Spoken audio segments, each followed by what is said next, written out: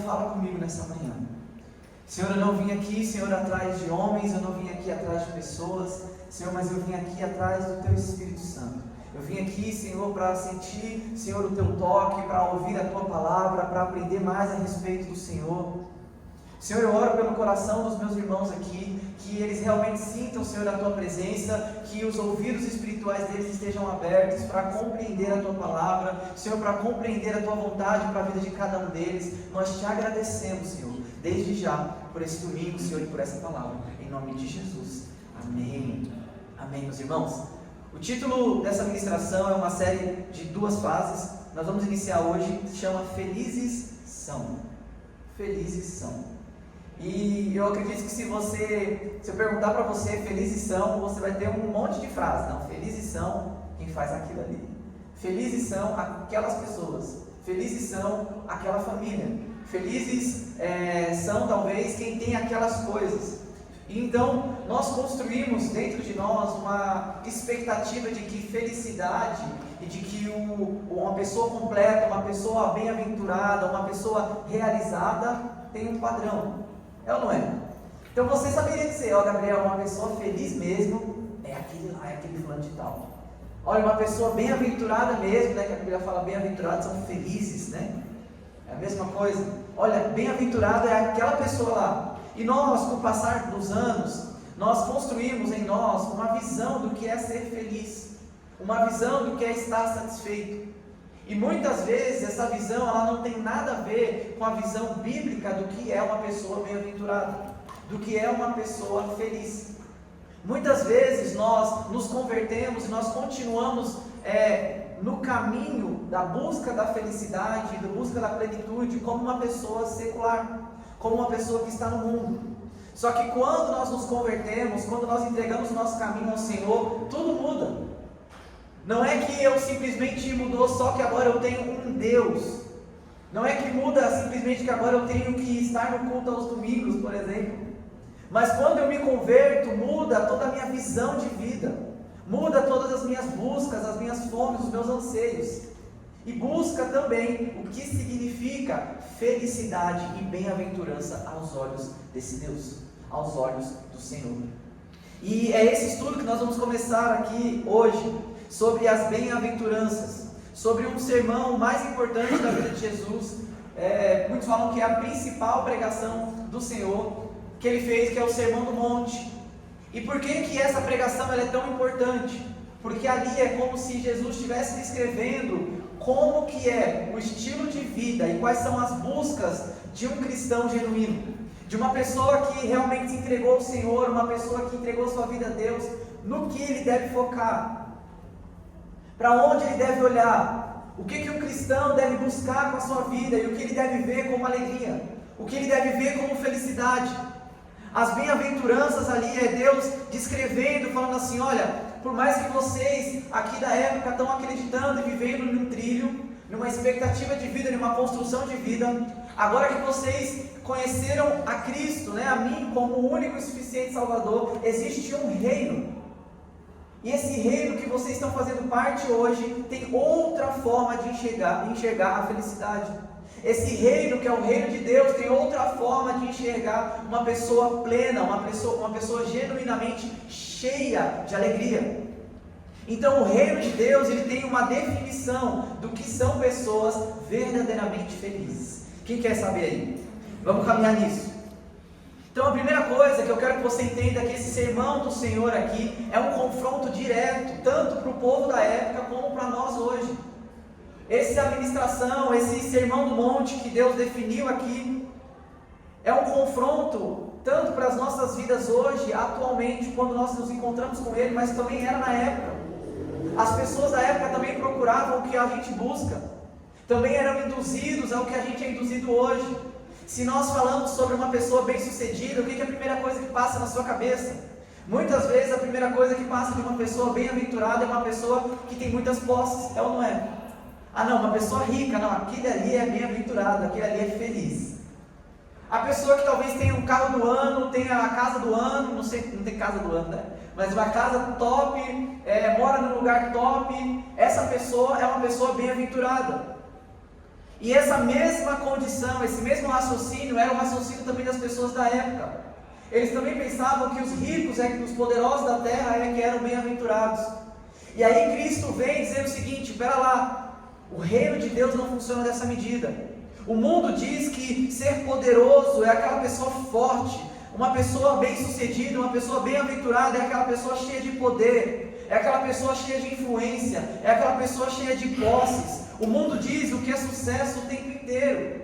Se você abre aqui o jornal ou você abre a rede social, você está vendo uma vitrine de pessoas mostrando ali a sua suposta bem-aventurança, a sua suposta felicidade, a sua imagem de algo que não. E olha só como eu sou feliz. E o mundo está constantemente nos levando a pseudos, a falsas verdades do que é felizes são bem-aventurados. E às vezes a gente como cristão cai nessa. Às vezes a gente até como cristão olha aqui a vida de alguém, essa pessoa não tem ao Senhor, essa pessoa não teme a Deus, essa pessoa não tem a salvação dela. A gente olha ali uma foto, a gente olha ali um vídeo, um estilo de vida daquela pessoa e a gente chega até a invejar. Não é? Meu Deus do céu, como se eu tivesse essa vida aqui, seria maravilhoso. E a gente se esquece que essas imagens, esses vídeos, essas notícias, elas estão construindo em nós um padrão mundano, um padrão secular do que é bem-aventurado, do que é uma pessoa feliz. E aos poucos, eu e você vamos acreditando de que o padrão de felicidade é esse padrão de felicidade mundano. E nós, às vezes até mesmo sendo crentes, crendo em Senhor Jesus, querendo o reino de Deus, nós estamos no domingo na igreja e durante o resto da nossa semana buscando o mesmo caminho de uma pessoa que não conhece ao Senhor, buscando as mesmas felicidades de quem não conhece ao Senhor. Só que quem participa do reino de Deus, ele tem uma versão diferente de felizes são. Quem serve ao Senhor Jesus tem uma visão e precisa ter uma visão diferente do que é ser feliz, do que é ser completo. E aqui nas bem-aventuranças, Deus redefine isso para a sociedade da época e redefine isso também para a minha vida e para a sua. Ele fala o seguinte: isso que vocês estão acreditando que é felicidade completa, isso que vocês estão acreditando que é ser completo em Deus, é uma grande mentira. Eu vim aqui agora nesse Sermão do Monte para ensinar a vocês o que é a verdadeira alegria, o que é a verdadeira felicidade. E a primeira coisa que eu quero retirar aqui é que Jesus, ele começa a sua ministração em cada uma das fases da bem-aventuranças, dizendo o seguinte: bem-aventurados são aqueles que fazem algo, são aqueles que procuram algo, são aqueles que têm fome, aqueles que... É como se Jesus estivesse apontando que os bem-aventurados, os felizes não são aquelas pessoas, famosas estátuas, sabe? Eu sou feliz, o que tira a minha felicidade são os outros. É como se a pessoa acreditasse que ela por si própria, ela só de ficar quietinha ali, ela já é um ser humano alegre, realizado e completo. E o que tira a felicidade dessa pessoa são as circunstâncias externas. O que tira a alegria daquela pessoa é o que acontece ao redor dela. Só que aqui Cristo muda isso, dizendo assim: felizes são alguém que faz alguma coisa. E aí nós vamos falar aqui sobre o que são essas coisas que Cristo fala. Só que a verdadeira felicidade, meu irmão, não está na inatividade, não está na ausência de recursos externos, não está na ausência de problemas externos, mas a verdadeira alegria, os felizes são aqueles que estão em ação, estão fazendo algo específico. É igual quando você vai numa academia. Você vai numa academia, você treina, sei lá, eu estou fugindo da academia há alguns meses, mas preciso. Mas, por exemplo, se eu treino aqui os meus braços, não sei como é que fala isso, os membros superiores do meu braço, porque eu quero um determinado resultado. O resultado é que meus superiores aqui, meu braço fique forte. Então eu vou lá treinar ele, para que o resultado desse meu esforço, o resultado desse meu exercício, dessa minha prática, vai me dar o meu músculo aqui que eu estou desejando.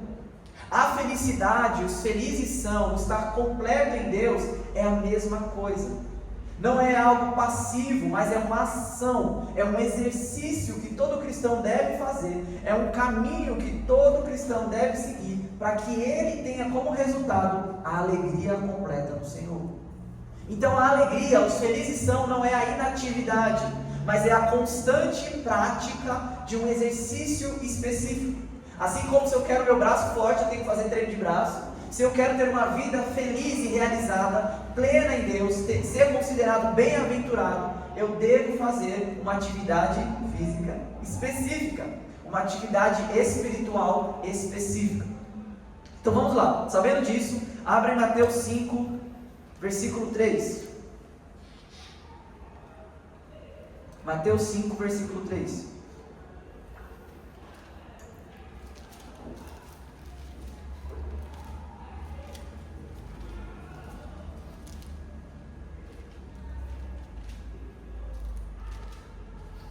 Amém. Começa ali no título das bem-aventuranças.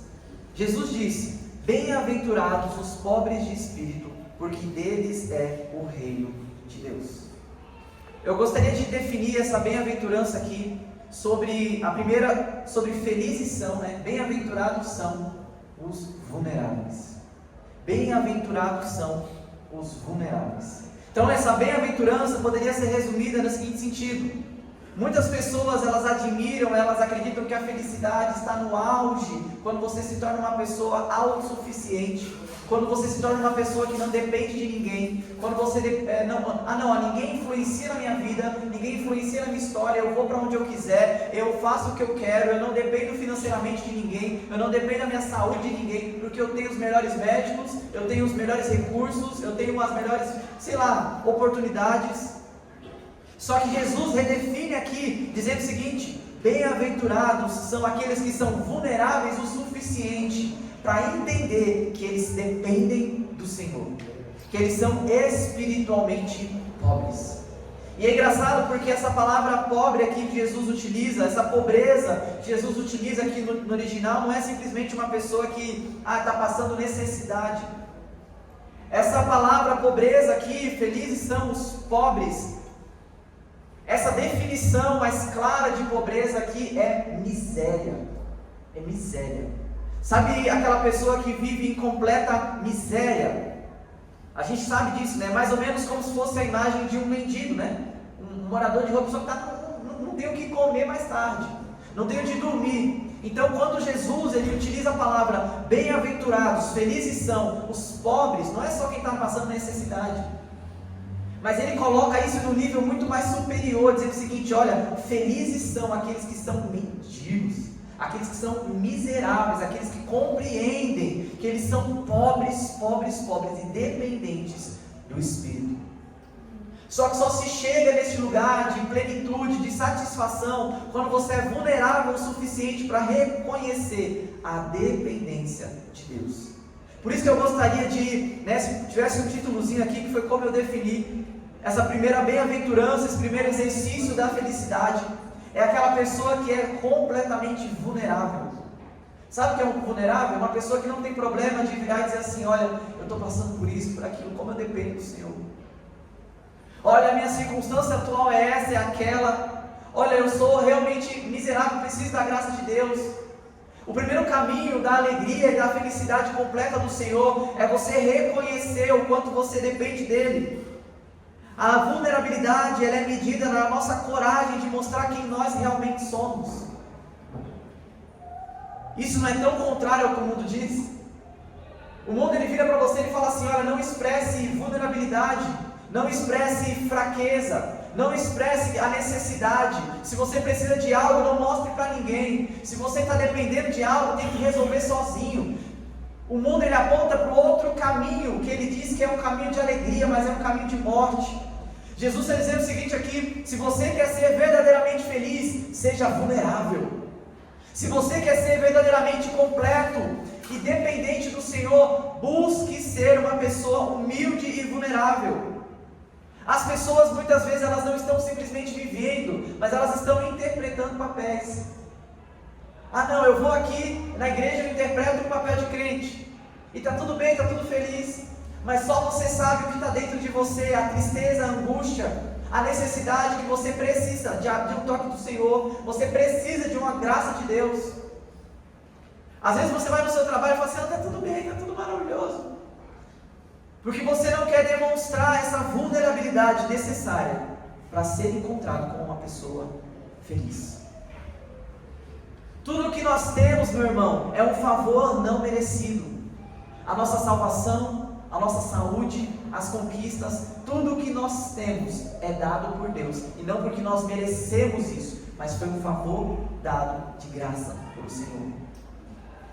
Sabe, então só recebe essa porção de graça, Senhor, eu não, é quando aquela pessoa entende que ela é miserável, ela não consegue pagar por aquilo que ela precisa.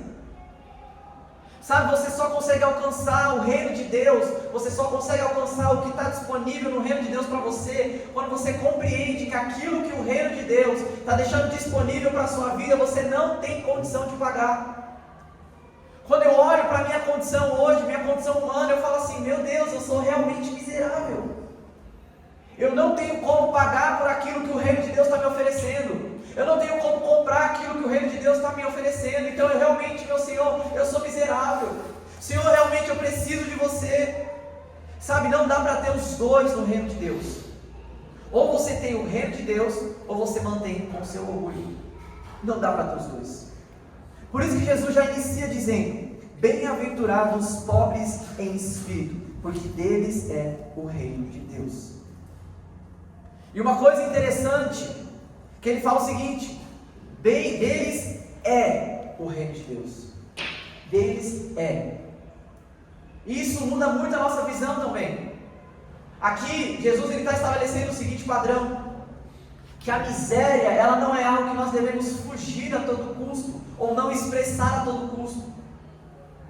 Nós acreditamos como ser humano que a miséria não corresponde, ou a miséria ela não faz parte da vida de uma pessoa feliz. Ela não é. Se eu estou passando uma necessidade, eu acredito que por passar essa necessidade, eu não sou uma pessoa completa. Por estar passando num momento de miséria, um momento de precisar de algo, eu não sou uma pessoa feliz. Só que aqui o reino de Deus está dizendo o seguinte, felizes são os pobres, os miseráveis em espírito, porque deles é o reino de Deus. É como se para você viver tomando posse todos os dias do reino de Deus, tomando posse todos os dias da atuação do Senhor, você precisa se manter nessa posição de pobreza e miséria.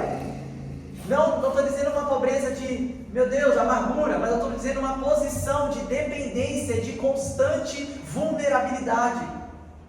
Para você continuar todos os dias absorvendo o reino de Deus, vivendo o reino de Deus, para que o que, igual a palavra fala, o reino de Deus já é dessas pessoas, você precisa estar num lugar de vulnerabilidade todos os dias. Você precisa estar num lugar de dependência e de miséria todos os dias. Hoje nós procuramos fugir deste lugar. Hoje nós procuramos fugir de lugar de dependência. Mas Deus está dizendo, você quer ser bem-aventurado? Você quer ser feliz? Você quer ser realizado completo? Busque esse lugar de miséria em espírito. Busque esse lugar de fome, de reconhecer que você precisa do Senhor todos os dias. E aí o reino dos céus virá sobre você todos os dias. Quando nós saímos dessa posição e começamos a criar um certo orgulho, quando nós saímos dessa posição de miséria e dependência de Deus espiritual, e nós começamos a dizer o seguinte, não, eu já sei como ora, eu já sei como Deus age, eu já sei como Deus atua, eu já sei o que Deus vai fazer, eu já sei qual é o próximo passo, eu não me encontro numa posição de dependência do Senhor. Eu quero te dizer uma coisa, essa é uma posição muito perigosa, não é a posição que Deus nos chamou para estar. Deus não nos chamou para estar num outro patamar cristão. Ah não, eu sou um superman evangélico, eu sou um super cristão. Deus não nos chamou para essa posição, mas Deus te chamou e me chamou para uma posição onde eu reconheço a minha miséria, a minha fome, a minha dependência. Se o Senhor não vir na minha vida, não vier na minha vida, eu sou um miserável, e se Ele vier eu continuo, porque amanhã eu dependo dele de novo. Então é essa a posição de constante miséria e fome espiritual do Espírito Santo é que nos leva para uma vida de felicidade contínua. Quando eu saio dessa posição de dependência do Senhor, de reconhecer a minha pobreza, reconhecer a minha miséria, é o caminho da morte espiritual, é o caminho da infelicidade espiritual. Então a primeira felicidade, os felizes são aqueles que reconhecem que são espiritualmente pobres e miseráveis e dependentes do Senhor. O reino de Deus começa quando o orgulho termina e a humildade reina. O reino de Deus começa quando o seu orgulho termina e a humildade reina. Amém até aqui? Cutuca a pessoa do lado e fala assim: está tudo certo? Está tudo bem com você? Beleza? Pergunta aí, você quer ser mais feliz? Então bora lá, senão eu paro por aqui. Bora ser feliz? 2, Mateus 5, versículo 4. Bem-aventurados os que choram, porque serão consolados.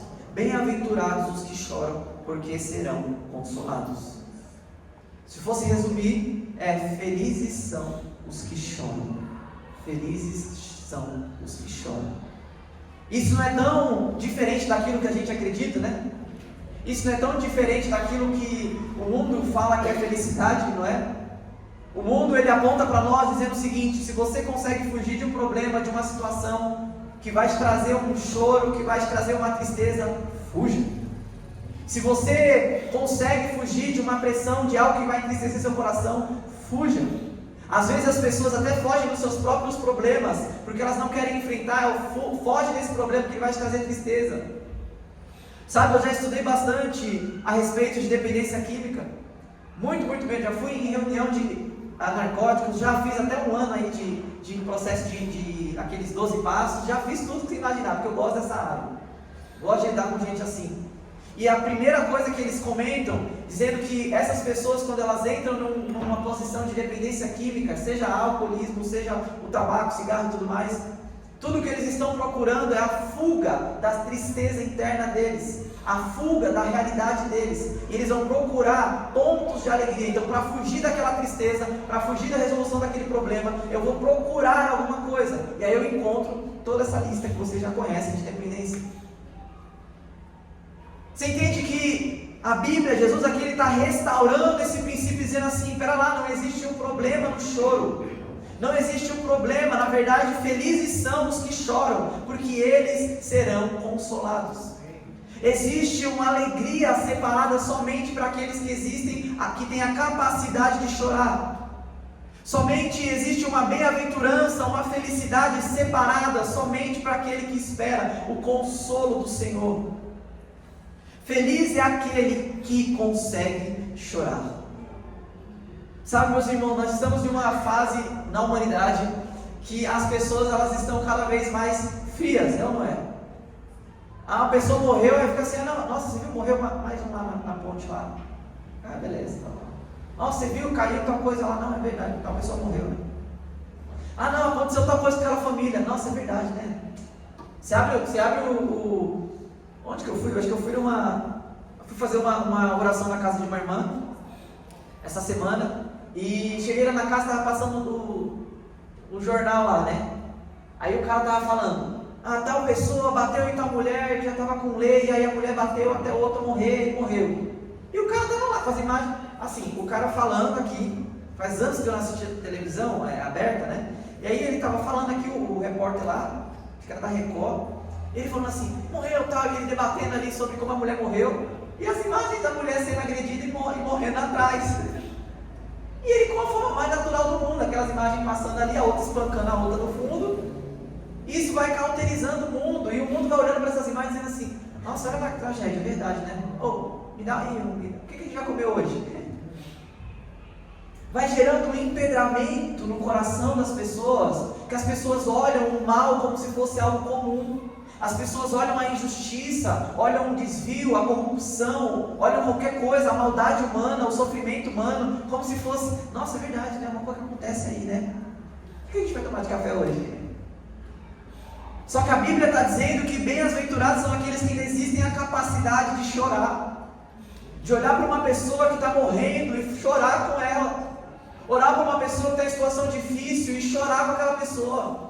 A Bíblia está dizendo que bem-aventurado é aqueles que ainda existem a capacidade de chorar, porque eles encontrarão o consolo do Senhor.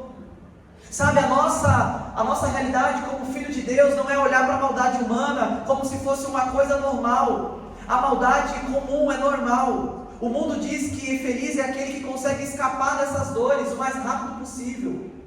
Só que Jesus aponta como a segunda forma de você ser feliz, a segunda forma de você, um exercício de você buscar a felicidade completa. Não é você fugir da dor, não é você fugir da tristeza, do choro, mas é você encarar esse choro como uma capacidade que eu tenho, um exercício que eu faço para esperar o consolo do Senhor. Felizes são aqueles que ainda têm lágrimas.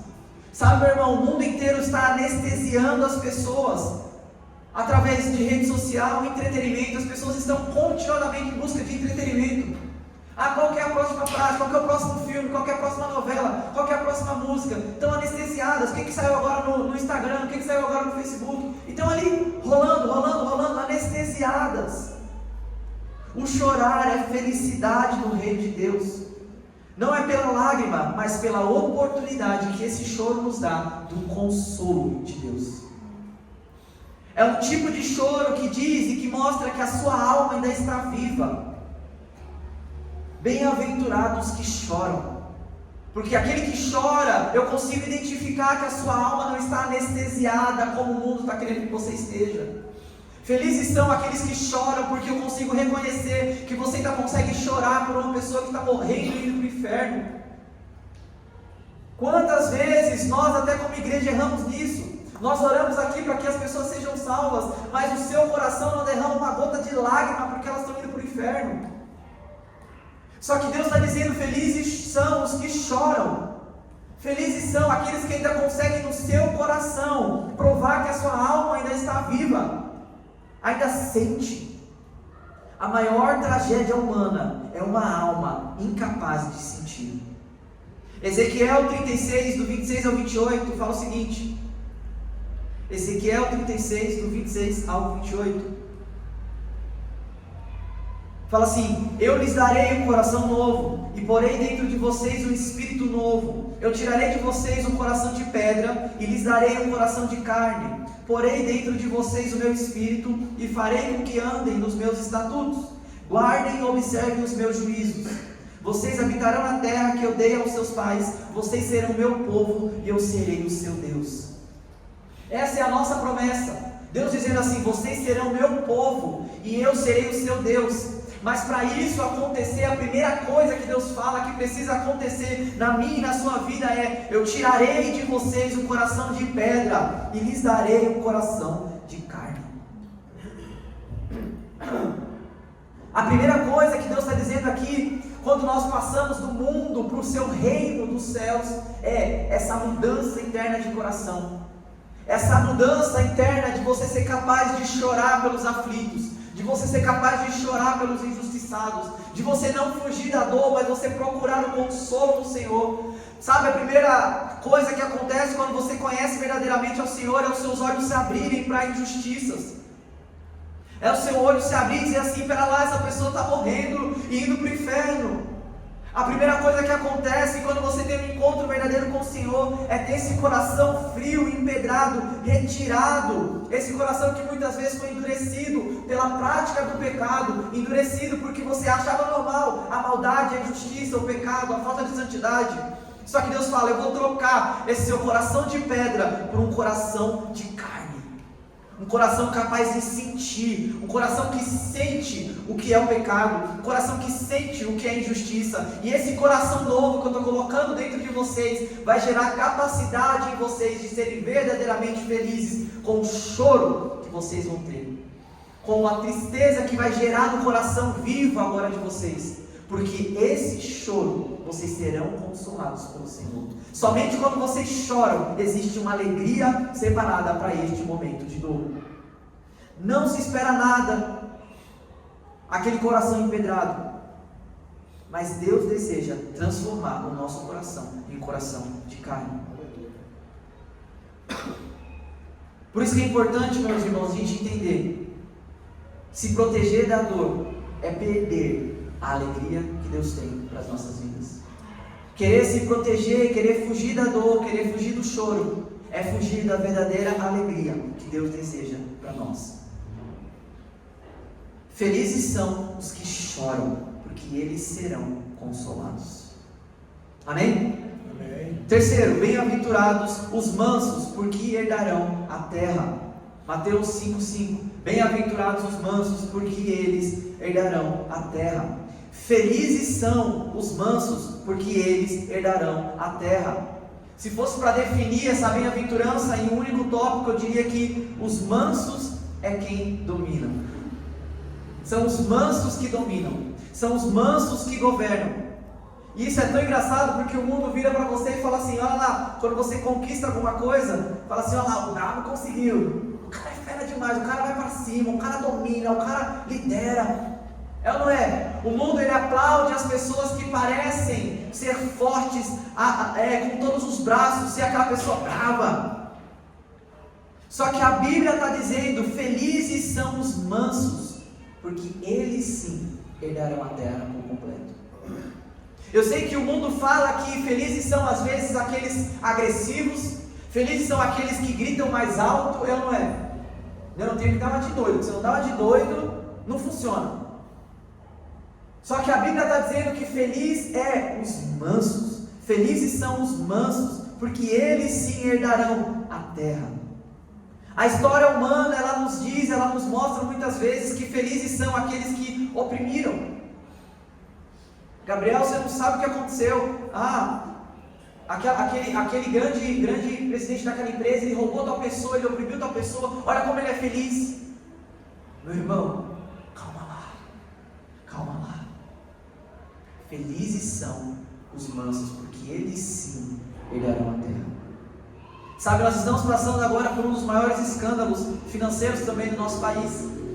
Se você olhasse alguns anos atrás, você olharia para essa iniquidade e diria assim: olha como eles estão dominando a terra, olha como estão dominando o Brasil, olha como estão dominando tudo aí, as empresas, olha como a posse que esse cara tem, a vida que essa pessoa tem, olha como ele é rico, olha como ele é feliz, olha as festas que ele dá. Calma.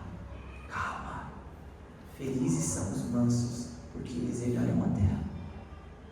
Então o ímpio, ele tem um prazo de validade. A vida e a felicidade do ímpio tem um curto período de tempo. Espera. Não se antecipa em olhar para a vida de um ímpio e dizer assim: olha como eles são poderosos, olha como eles conseguem realmente dominar, olha como essa pessoa é feliz, olha como essa pessoa é bem-aventurada. Se essa pessoa caminha num caminho de iniquidade, calma. Ela pode ser o bravo que for, mas o final dela não é a herança da terra. Mas Jesus declara o seguinte: felizes são os mansos. E ser manso, meu irmão, não é fraqueza nenhuma. Ser uma pessoa mansa, uma pessoa humilde, não é nenhuma fraqueza. E o mundo diz, muitas vezes quando a gente olha uma pessoa que é uma pessoa mansa, a gente olha para essa pessoa e a primeira coisa que a gente fala é assim: vixe, isso aí não aguenta nada não. Nossa, sabe como que as pessoas pisam nessa pessoa aqui? Ele não aguenta nada não. Só que ser uma pessoa mansa é mais parecido com eu vou dar uma imagem aqui, é parecido como se você fosse um cavalo poderoso. Pensa num cavalo forte. A única diferença é que ele foi domado. Então uma pessoa mansa é aquela pessoa que é feliz e tem o poder da autodisciplina. É como aquele cavalo dentro dele que está domado, está manso. Então ser uma pessoa mansa é uma pessoa que tem a energia dominada para algo verdadeiramente produtivo. Alguém que possui uma força, mas não precisa provar a força que possui. O manso não é dominado pela fúria. O manso não é dominado pela sua intrepidez. Mas o manso, ele governa a terra, porque ele governa antes a si próprio. Uma pessoa que realmente vai receber a herança da terra é aquela pessoa que consegue se governar, consegue governar esse cavalo aqui dentro, aquele cavalo forte, para ser uma pessoa mansa e disciplinada. Manso não tem uma força desenfreada. Sabe, o mundo diz que a pessoa que governa, a pessoa que lidera, a pessoa que vai herdar a terra é aquela pessoa mais parecida com um cavalo que não foi alado ainda, não foi laçado ainda. Sai atrapalhando todo mundo, gritando com todo mundo, passando todo mundo. Não, tá vendo como ele herda a terra? Esse aqui é o grande líder. Calma, não é o que Jesus estabeleceu como uma pessoa feliz. Eu queria pegar dois exemplos aqui em Números 12:3. Números 12:3 fala o seguinte: Moisés era um homem muito manso, mais do que qualquer outro sobre a terra. Moisés era um homem muito manso, maior e mais manso do que qualquer pessoa que tinha passado na terra. Agora, se você conhece um pouquinho da história de Moisés, você vai começar a conflitar um pouquinho em relação a isso.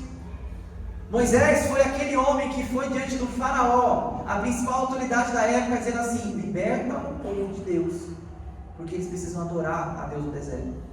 Faraó, o homem mais manso do mundo, foi lá confrontar faraó. Foi lá dizer: faraó, vai vir a praga tal, vai vir tal coisa, você não vai libertar o povo não? Sabe, Moisés não precisava mostrar sua força, era um cavalo disciplinado para fazer a vontade de Deus. Moisés não chegou lá gritando, se exaltando, fazendo nada. Manso, herdou a terra. Sabe, Moisés, esse considerado o homem mais manso sobre a terra, ele liderou um povo completamente indisciplinado. Nós já estudamos aqui uma série sobre o povo de Israel. Um povo que virou para ele mesmo dizendo assim: você fica querendo matar a gente, eu quero voltar para o Egito, eu estou com fome, eu estou com água. Moisés, esse homem mais manso do mundo, liderou todo esse povo indisciplinado por meio de um deserto durante 40 anos. O homem mais manso da terra. Ele enfrentou várias rebeliões do deserto, foi ou não foi? O homem mais manso da terra. A mansidão dele não é uma fraqueza, mas é um reconhecer a submissão à vontade exclusiva de Deus. Outro exemplo que nós temos aqui é o próprio Jesus, em Mateus 11, 29. Mateus 11, 29 fala o seguinte: tomem sobre vocês o meu jugo, aqui é Jesus falando, tomem sobre vocês o meu jugo e aprendam de mim, porque sou manso e humilde, porque eu sou manso e humilde de coração, e vocês acharão descanso para a sua alma.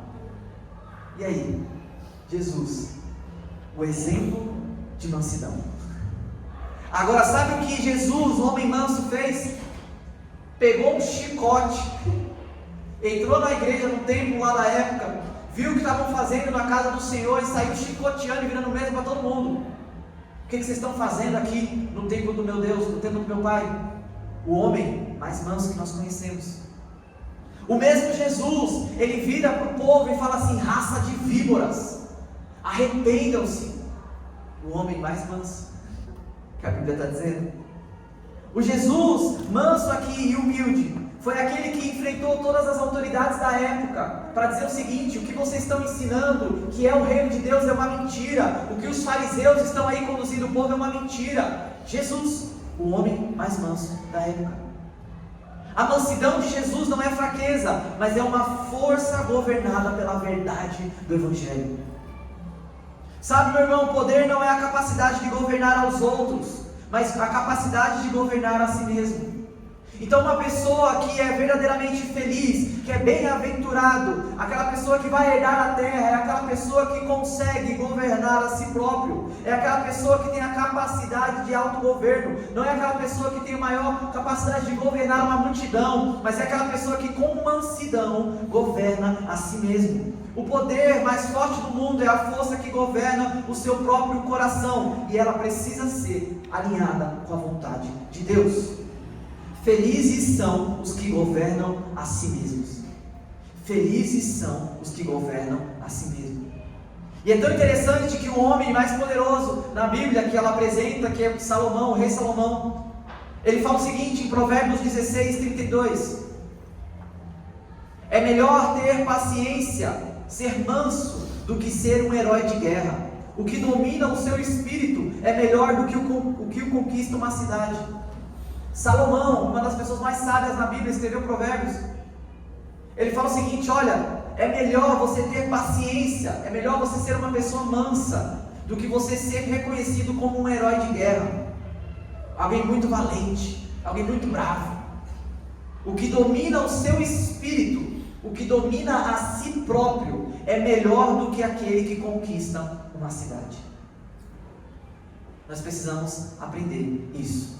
Felizes são, bem-aventurados são os mansos, porque eles herdarão a terra.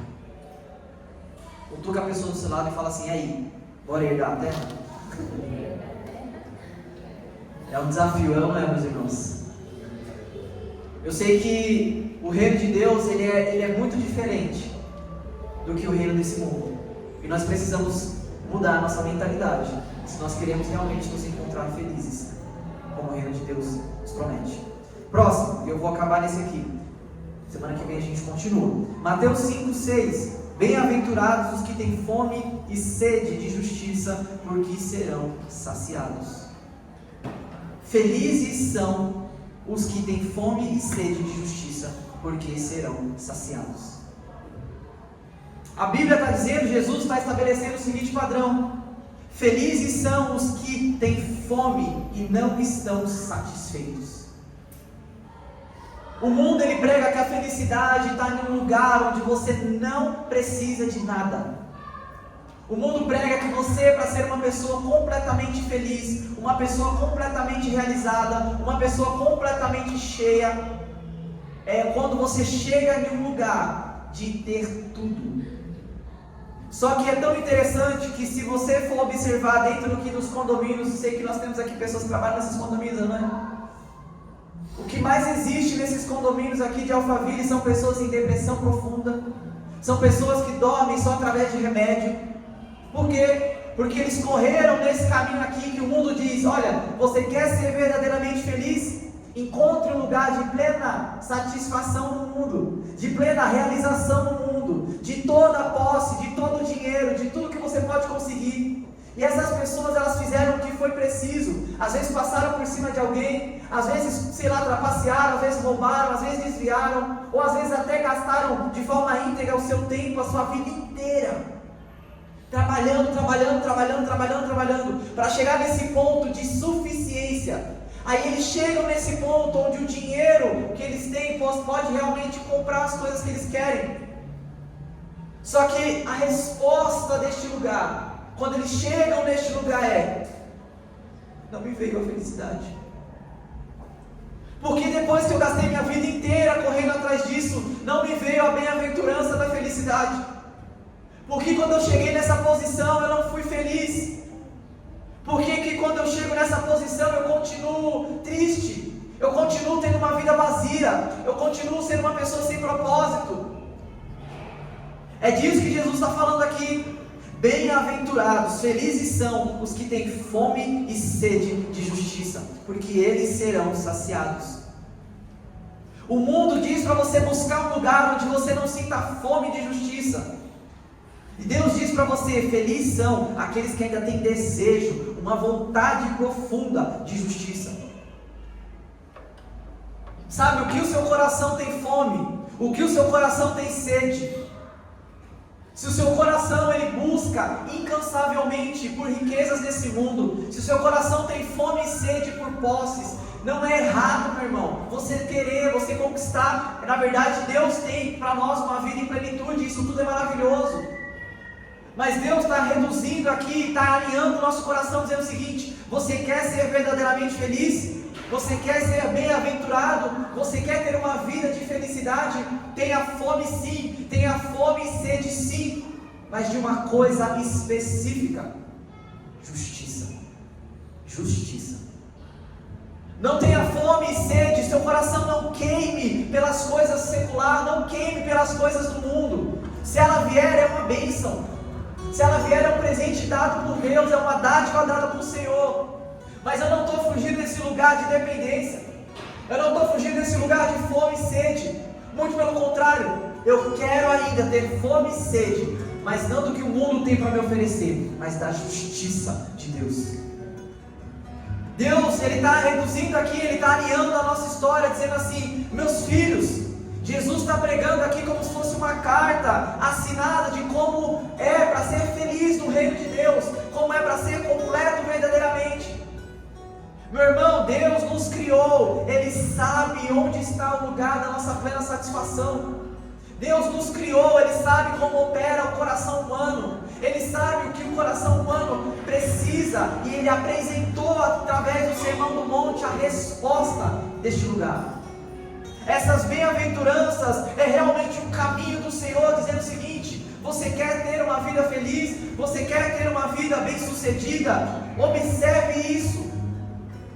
Sabe, observar esse Sermão do Monte vai completamente no outro propósito do que o mundo oferece para nós. Vai no contrafluxo disso. Felizes são os que têm fome e sede de justiça, porque serão saciados. Felizes são os que desejam que o mundo seja encontrado pela justiça de Deus. Quero te convidar a ficar em pé.